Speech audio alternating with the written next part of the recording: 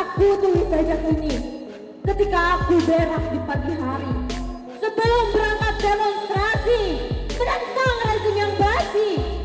Tahukah kamu rezim yang basi? Itulah rezim apabila ia berkata ia berdusta, apabila ia berjanji tidak terbukti, dan apabila ia diberi amanat ia hianat. Maka aku menyatakan mosi tidak percaya. Dan sebelum semuanya tuntas karena perutku semakin mulas, aku menyatakan dengan keras, wahai rezim yang naas, tidurlah dengan pulas. Takbir, Allahu Akbar. Takbir, Allahu Akbar. Ayo bergabung. Hari ini kami segini, tapi kami akan tetap bergerak terus sampai kami didengar, sampai tuntutan kami dipenuhi. Cabut status pandemi, adili penjahat kemanusiaan atas nama pandemi. Pak Luhut, Pak Erick Thohir, kalian harus bertanggung jawab atas apa yang kalian lakukan. Kami rakyat Indonesia tidak ribut, tidak halal kalau kalian hidup enak-enak, sementara kami hidup dalam sengsara. Merdeka! Merdeka! Merdeka! Merdeka! Merdeka! Pak Luhut, Pak Erick dan anggota Dewan, ini wajah saya. Saya tantang kalian audit alat PCR di mana saja, kapan saja, disaksikan oleh seluruh rakyat Indonesia. Kalau salah saya yang salah, silakan saya di penjara. Tapi kalau kalian salah, hukum mereka. Allahu Akbar. Allahu Akbar. Allahu Akbar. Catat, Kolonel Purnawirawan Sukamar, sewaktu-waktu pemerintah tetap mengeluarkan hasil PPIP, maka saya mengajak seluruh rakyat lawan. Dengar, lawan. Karena itu adalah indikasi berubah Pancasila yang selama ini kita banggakan.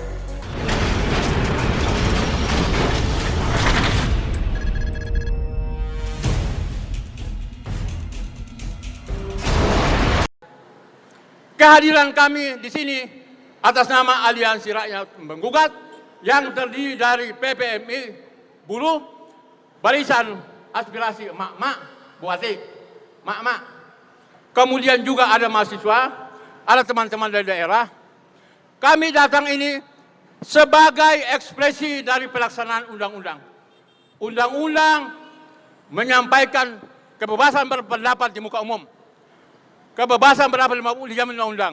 Jadi sekali lagi, Pak Polisi, Pak Intel, baik dari DPR, sekali-kali jangan halangi kami. Anda harus kawal kami, karena kalian dibayar oleh negara untuk mengawal dan menegakkan konstitusi. Jangan lagi ada bahwa berduri di depan DPR. Jadi hari ini kita tidak melihat, tidak ada bahwa berduri di depan DPR. Kita ucapkan terima kasih kepada Pak Polisi dan pihak aparat keamanan. Jadi oleh sebab itu, jangan sambut pendapat kami dengan kawal berduri. Jangan sambut pendapat kami dengan water cannon. Jangan sambut pendapat kami dengan gas air mata. Itu adalah pelanggaran undang-undang. Kami hanya datang dengan suara, dengan pikiran dan nurani. Anda punya aparat, punya tentara, punya polisi, punya intel. Jangan perlakukan rakyat seperti itu. Karena Anda hidup digaji oleh rakyat. Ini pelaksanaan undang-undang.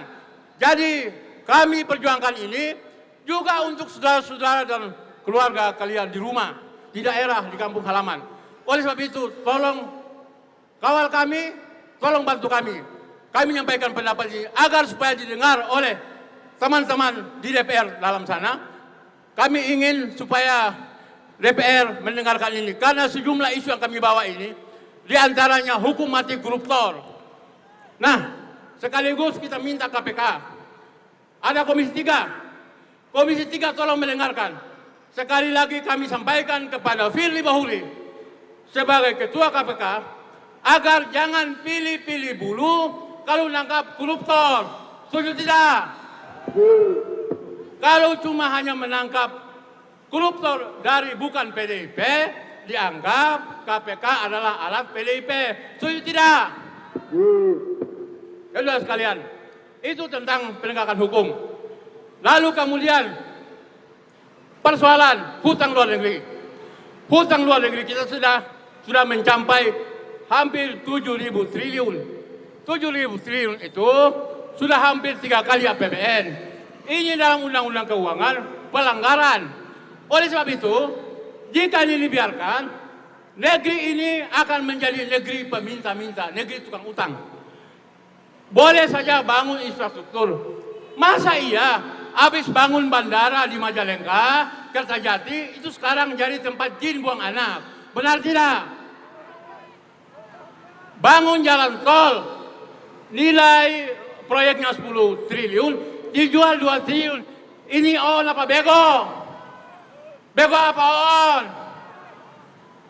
Katanya pintar, bangun proyek tol 10 triliun, jual 2 triliun.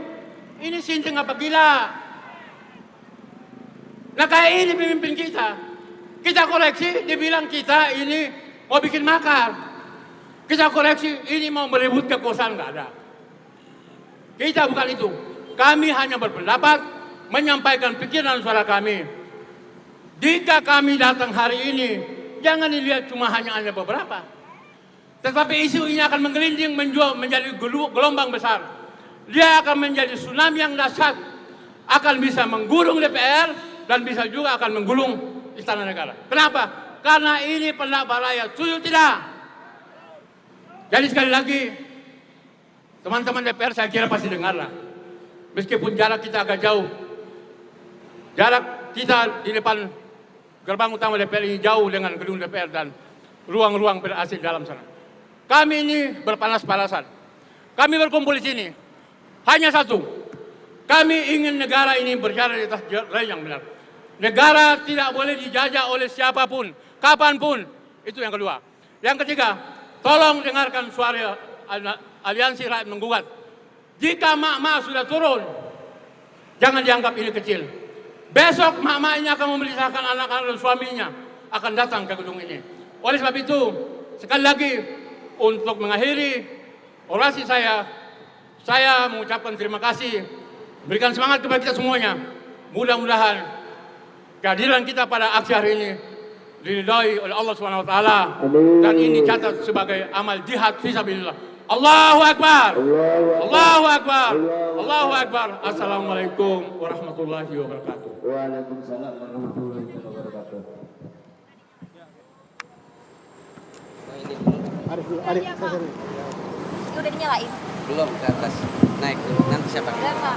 Baik, terima kasih kepada Bang Muslim Arbi sebagai aktivis dan pengamat politik yang sudah menyampaikan aspirasinya sebagai Aliansi Rakyat Menggugat. Selanjutnya akan dibawakan puisi oleh mahasiswi dari Bandung kepada Nida. Waktu dan tempat persilakan. Naik. Di atas. Enggak, di sini aja nggak apa-apa. Pegangan sini. Udah, aku takut. Nek di atas. Udah aja nggak apa-apa di sini. Enggak dilihat. Silakan. Assalamualaikum warahmatullahi wabarakatuh. Di sini saya akan membacakan puisi karya Aji M. Masardi. Judulnya Pengantar Pergantian Kekuasaan. Sebelum ayam berkokok dan langit timur mandi cahaya jingga, aku dengar suara kubrak. Kekuasaan yang dibangun dari puing-puing kebohongan, yang tiang-tiangnya keropos di mangsa raya, tumbang. Maka setelah azan subuh, tak ada lagi orang yang gaduh. Mereka kian percaya doa-doa orang tertindas akan dikabulkan Tuhan dengan lekas. Apalah artinya kemerdekaan, kedaulatan? Apalah artinya pemerintahan, menyejahterakan? Dan apalah artinya jabatan tanpa kehormatan? Jika setiap kata hanyalah dusta, jika kepada ingkar dia hianat, jika kepada amanat ia hianat, cukup sudah masa susah.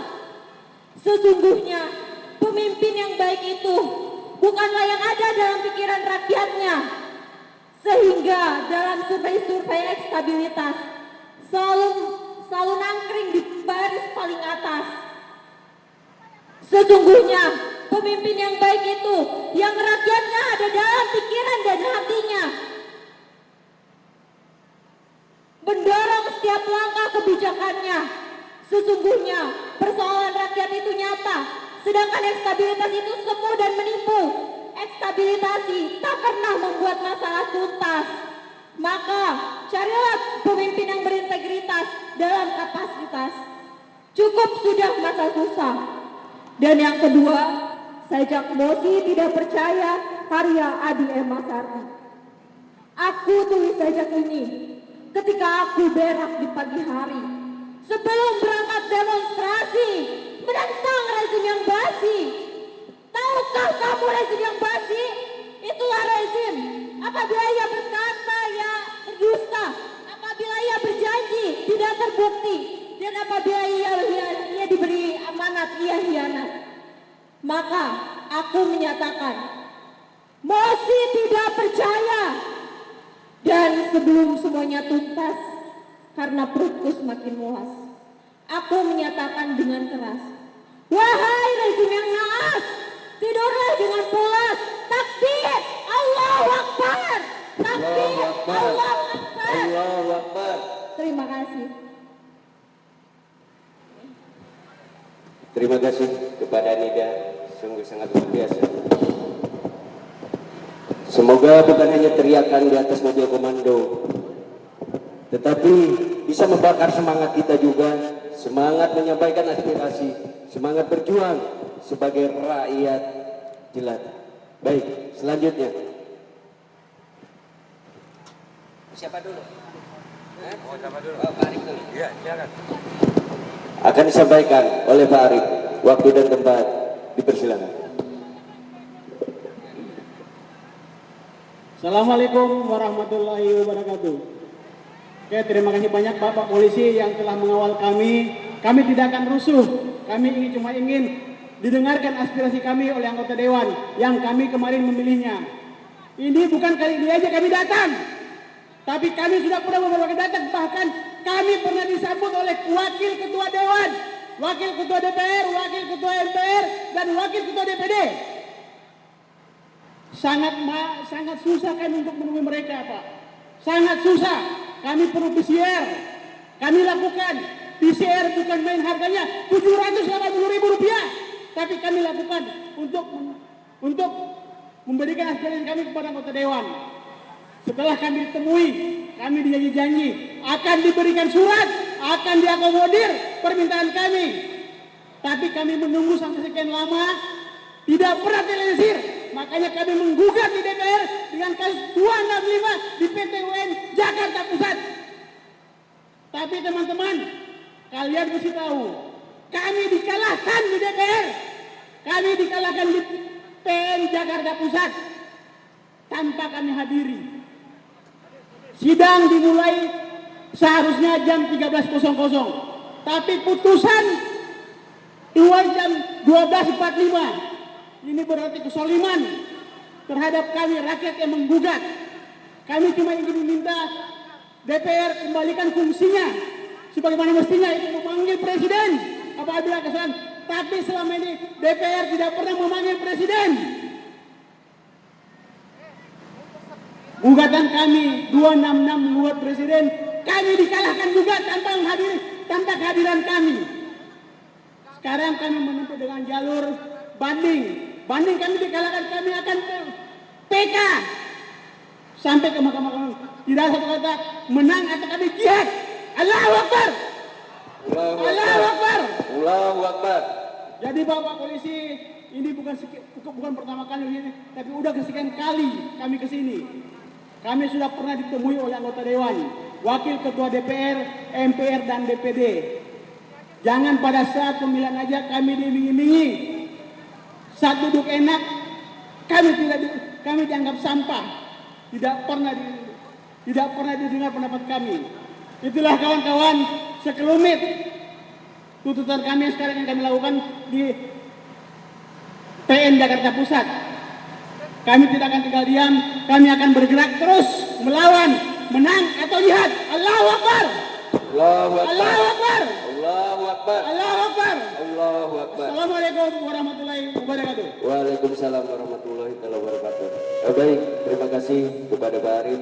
Dan orasi selanjutnya akan disampaikan oleh Babe kita, Babe Aldo. Waktu dan tempat persilakan. Assalamualaikum warahmatullahi wabarakatuh. Allahu Akbar. Allahu Akbar. Allahu Akbar. Merdeka! Merdeka! Merdeka! Hari ini kita berkumpul bersama di tempat yang luar biasa, di gedung mewah yang bercokol dan berkantor di dalamnya adalah orang-orang pilihan, katanya. Orang-orang hebat, katanya. Mereka lengkap, mereka luar biasa, mereka punya pendidikan yang tinggi, mereka punya mata yang melihat, telinga yang mendengar, lisan yang berbicara. Wahai anggota dewan, hari ini kami rakyatmu datang, sambut kami dengan senyuman. Jangan menjadi orang-orang cacat yang kalian busuk, tuli dan buta. Jangan menjadi orang-orang laknat, karena di kalian kami berharap untuk mendapatkan manfaat. Hari ini saya sebagai rakyat Indonesia, setelah beberapa kali kita berorasi di depan Istana Merdeka, kita tidak didengarkan, kita diacuhkan. Hari ini kami berharap agar anggota dewan mau menerima kita, mau mendengarkan aspirasi kita. Kita berbicara di sini bukan tanpa bukti, kami berbicara di sini dengan bukti yang nyata. Tapi apakah dewan kita ini mungkin udah kesumbat duit juga kali ya? Soalnya kan kalau mau pemilihan itu kan bagi-bagi duit, ya. Bener nggak sih? Ini gue bener kagak sih? Hari ini rakyatnya karena udah nerima duit, terus kalian nggak mau dengar gitu? Dengar woi, cabut darurat pandemi. Karena pandemi sekarang ini sudah menyiksa rakyat Indonesia. Banyak orang yang tertindas sampai takut bersuara. Pada tahun kalian ini kita sudah melihat keanehan. Orang yang bersuara benar itu takut menampakkan wajahnya. Hari ini saya datang mewakili sebagian rakyat Indonesia untuk menuntut anggota dewan di dalam untuk berdiskusi dengan kami masalah pandemi. Karena kami punya bukti bahwasannya pandemi ini adalah pandemi buatan yang digunakan oleh sebagian oligarki untuk menekan para pemerintah pengambil kebijakan untuk merampok dari rakyat Indonesia.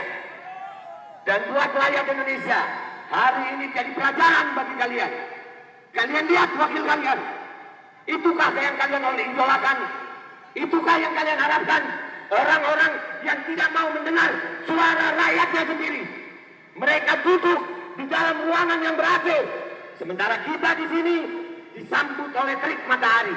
Tapi demi Allah, yang terjadi hari ini akan dicatat oleh tinta keabadian.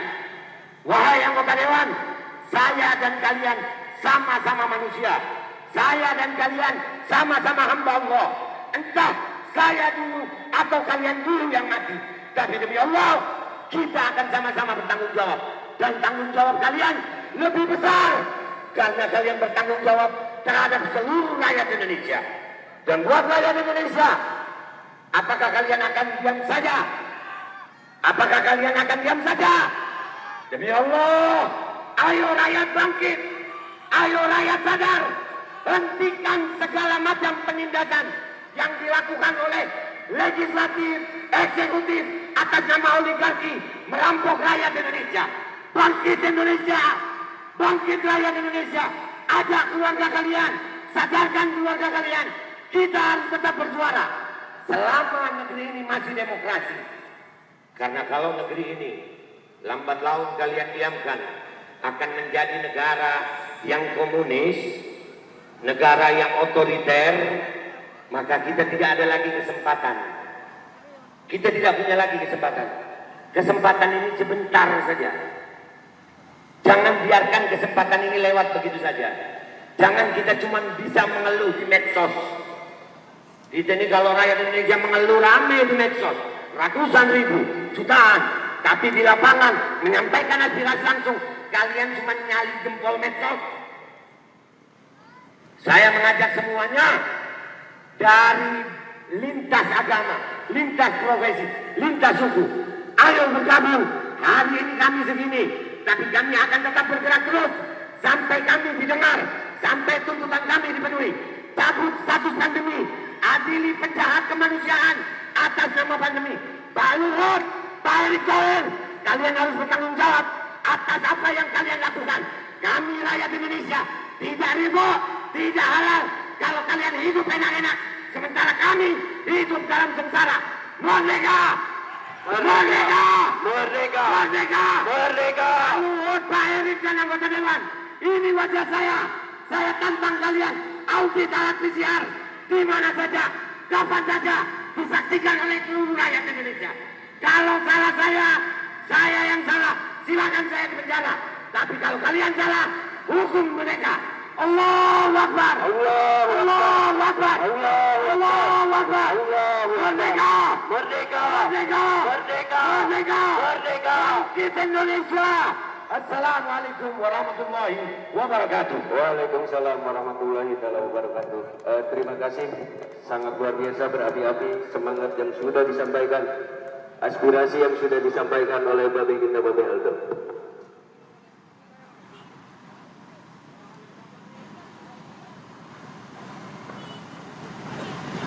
Baik, sebelum break kita sembahyang zuhur dulu, ya.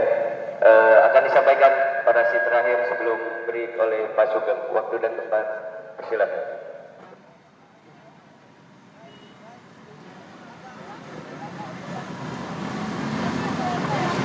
Assalamualaikum warahmatullahi wabarakatuh.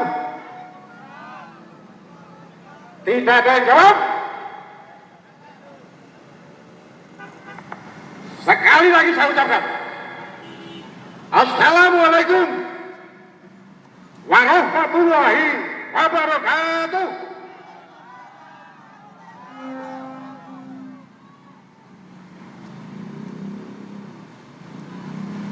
Pertama-tama saya ucapkan terima kasih kepada polisi.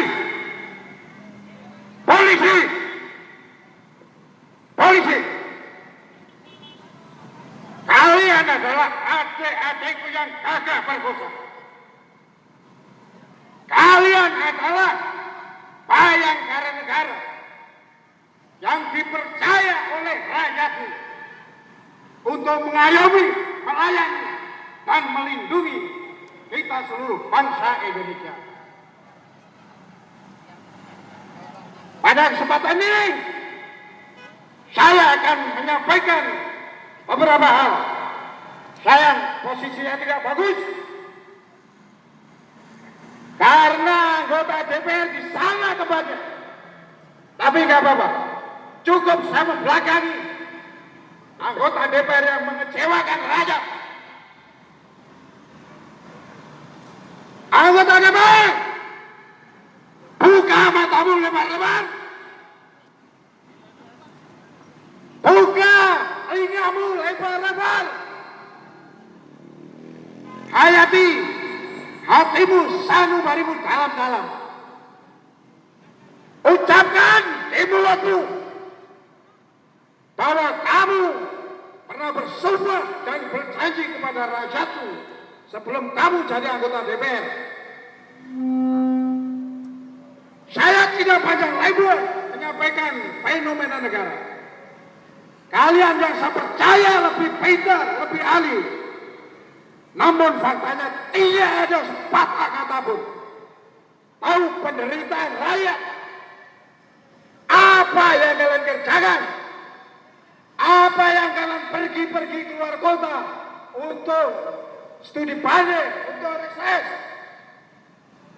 Tidak ada buktinya. Apa mau kalian dan apa yang kalian harapkan? Saudara-saudara di DPR, dengarkan suara saya yang mewakili rakyat. Benar apa yang dikatakan, mungkin hanya segelintir rakyat yang ada di sini. Hai para wartawan, para media sosial, jangan kamu kurangi kata-kata saya. Apa adanya saya ucapkan, itu yang harus kau laporkan kepada rakyat. Saya tidak perlu untuk ditakuti, saya juga tidak perlu dipuji, tapi saya ingin menyampaikan agar suara ini benar-benar jangan dipotong, jangan dikurangi. Terus cetak apa adanya. Saudara-saudara DPR, setingkat kalian adalah orang sehari-hari diliputi membicarakan negara, bicara tentang negara. Kalau kita melihat unsurnya terdiri dari presiden atau pemerintah, rakyat, wilayah, dan pengakuan negara lain. Sedangkan kalau kita lihat dari aspek negara, meliputi 8 unsur, mulai ideologi politik, ekonomi, sosial, budaya, hukum, kebudayaan, dan pertahanan keamanan. Itulah siang ini yang secara garis besar saya sampaikan kepada kalian. Saudara di DPR, kalian jangan tutup mata bahwa situasi negara seperti sekarang ini. Kalau kalian mau sadar, gaji kalian yang sekarang kalian bawa, masih banyak rakyat kita yang jauh sengsara. Maka untuk memperbaiki itu, rakyat berharap kalian berucap, kalian bertindak, jangan seperti patung, jangan seperti orang bodoh, padahal kalian adalah gudang-gudangnya orang pintar. Kalau kita mengatakan pemerintah, harus kita akui, kita yang berdasarkan sistem demokrasi Pancasila. Faktanya pemerintah melakukan bukan sepenuhnya, inkonsisten. Bahkan ada indikasi melaksanakan demokrasi terpimpin. Demokrasi terpimpin. Demokrasi terpimpin. Itu tidak cocok untuk diterapkan pada bangsa ini. Maka kita mengingatkan, kembalikan kepada Undang-Undang Dasar 45 dan pembukanya yang mengatakan bahwa demokrasi kita ini adalah demokrasi Pancasila. Kemudian untuk berbicara tentang rakyat, sadarkah, tahukah rakyatmu sekarang ini pada saat yang rawan. Suku pendek ketemu satu dengan lainnya, berbeda satu dengan lainnya, seperti lawan. Padahal dia adalah rakyat bangsa Indonesia semua. Kalau toh ternyata masih ada hati yang masih menggebu-gebukan cebong atau kampret, saudara-saudara, hilangkan ini, lupakan ini. Seperti cebong atau kampret adalah upaya-upaya pihak lain untuk memecah belah rakyat Indonesia. Maka saya berharap cebong dan kampret bersatulah, bersatulah. Kecuali yang mereka sebagai pelanjut dan penerus pohon komunis. Kemudian saya berbicara tentang aspek atau 8 aspek. Yang pertama ideologi. Hei, anggota DPR, Anda paham nggak? Kalian itu punya hak legitimasi punya hak pengawasan, dan punya hak anggaran. Mana yang pernah aku sampaikan kepada rakyat? Kalian tahu ideologi kita adalah Pancasila yang telah diuji kesaktiannya sehingga tidak goyah dan tidak robek oleh kudeta G30 SPKI pada tahun 65.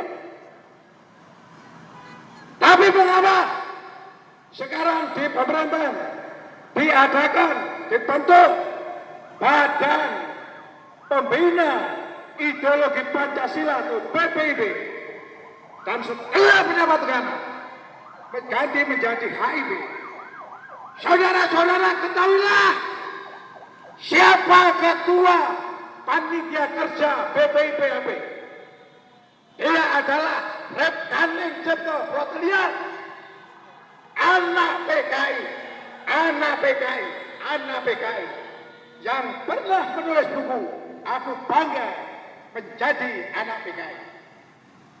Maka kita sudah bisa memprediksi betapa ngerinya Pancasila yang telah teruji selama ini akan diporak-porandakan, akan diselingkuhkan. Oleh karenanya saya mengajak seluruh rakyat, catat Kolonel Purnawirawan Sugeng Waras. Sewaktu-waktu pemerintah tetap mengeluarkan hasil BPIP, maka saya mengajak seluruh rakyat lawan. Dengar, lawan. Karena itu adalah indikasi berubah Pancasila yang selama ini kita banggakan. Saudara-saudara, kemudian masalah politik. Kalau negeri kita menganut politik bebas aktif, tapi faktanya kita terlalu berat sebelah dan ada indikasi berhubungan erat dengan Cina yang notabene Cina juga paham komunis. Saya sampaikan kepada anggota DPR, Anda punya hak angket, Anda punya hak bertanya, dan Anda punya hak interpretasi. Kenapa Anda diam? Kenapa Anda diam?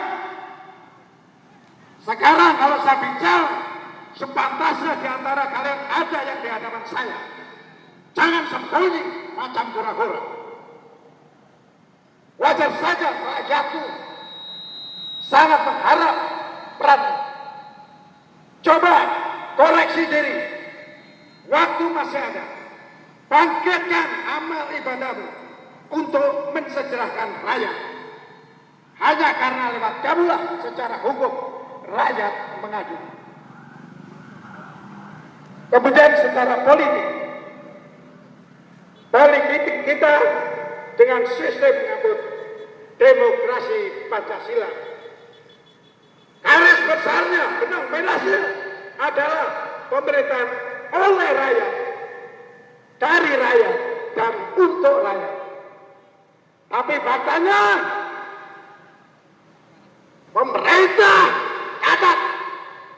pemerintah seolah-olah menunjukkan kekuasaan kewenangannya. Saya tidak mengatakan bahwa ini demokrasi terpimpin, karena buktinya ada legislatif, kemudian ada juga yudikatif di samping pemerintah sendiri sebagai eksekutif.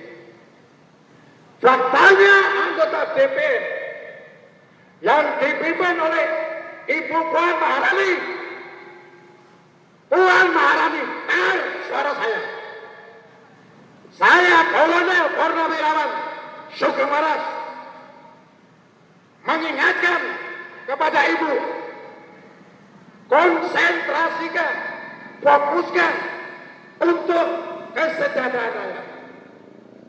Jangan buru-buru, rakyat masih kacau, rakyat masih berontak. Ibu hanya ngurusi dirinya untuk sebagai tampil di capres. Gak pantas. Ketika rakyatku masih menderita, kamu sudah menggadang-gadang untuk mencalonkan presiden. Kalau mau disebut layak, perbaiki, sampaikan suara saya. Saudara, saya lanjutkan masalah ekonomi. Saya tidak panjang lebar, karena ekonomi terbukti dengan banyaknya hutang.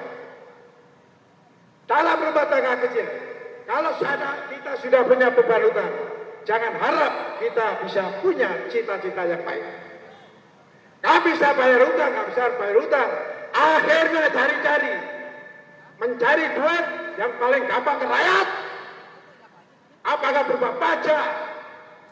Mungkin saja orang batuk nanti dikasih pajak. Saudara-saudara, saya lanjutkan dengan bidang kebudayaan. Ada indikasi kebudayaan dicampur adukan dengan agama.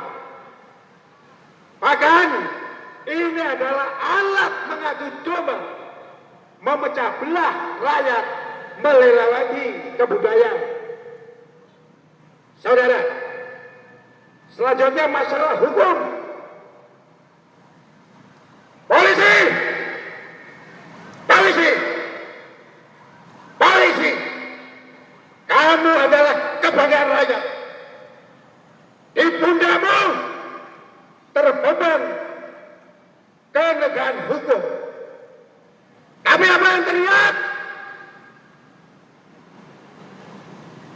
Saya tidak melihat itu adalah seorang HRS, Habib Rizik Syihab. Saya tidak melihat itu ada 6 laskar yang terbunuh. Tapi saya melihat adalah hak warga negara. Bahwa hukum harus diimplementasikan, dilaksanakan kepada seluruh warga negara dengan seadil-adilnya, sebenar-benarnya, dan tanpa pandang bulu. Oleh karenanya saya tidak, tolong sampaikan kepada Kapolri, polisi, sampaikan kepada Kapolri, sampaikan kepada Kapolri. Beliau mempunyai ajakium yang sangat bagus, presisi, prediktif, responsibilitas, dan transparansi yang berkeadilan. Luar biasa. Ini adalah pikiran cerdas, pikiran cemerlang yang belum muncul pada era-era sebelumnya. Sampaikan, polisi, sampaikan salam hormat saya bahwa ini adalah bagus karena di dalamnya mengandung kejujuran, kebenaran, keadilan, dan kemanusiaan yang adil dan merata. Tolong sampaikan. Tetapi, kenapa ada apa? Para anggota polisi banyak yang melanggar aturannya sendiri. Kenapa? Kalian yang bisa menjawab. Demikian juga TNI. TNI sudah penjaga kedaulatan negara. Dia punya tanggung jawab tugas transi yang sudah diatur dalam undang-undang. Yang terakhir adalah Undang-Undang Nomor 4 Tahun 2004, di mana di situ telah dipilahkan ada operasi militer dan ada operasi selain militer. Ada 13 tugas yang jelas. Tapi kenapa TNI hanya bebek, ngekor? Ingat TNI tentang